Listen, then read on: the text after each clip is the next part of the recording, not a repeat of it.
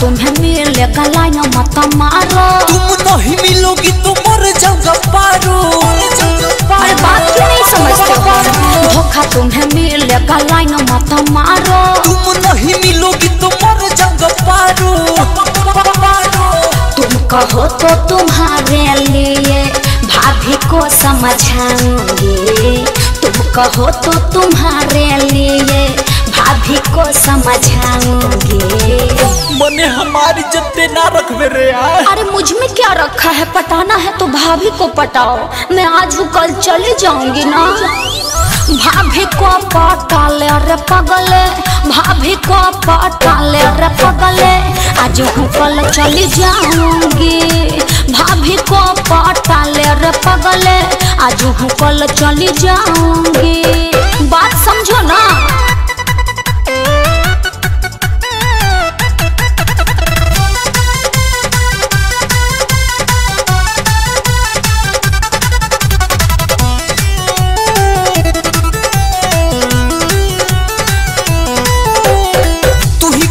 जान हमारे कैसे तुहरा भुलाई बहो। जातानी ससुरा नहीं हराई बता फिर हो बाती आई बहो। अरे टेंशन मत लो, भेंट होई। तू ही कहो जान हमारे कैसे तुहरा भुलाई बहो।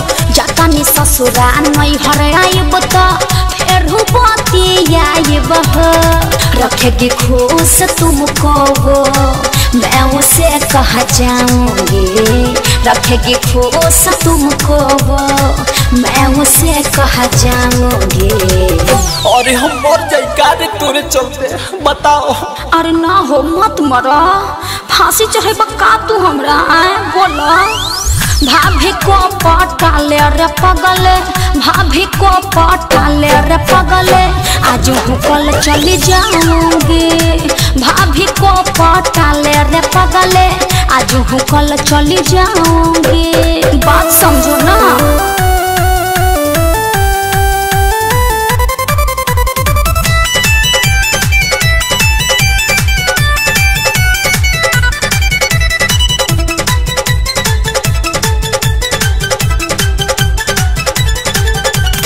शादीशुदा है सुनो, उनमें रिक्स नहीं होगा।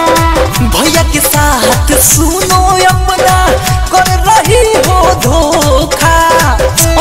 बात भी समझा करो। शादीशुदा है सुनो, उनमें रिक्स नहीं होगा।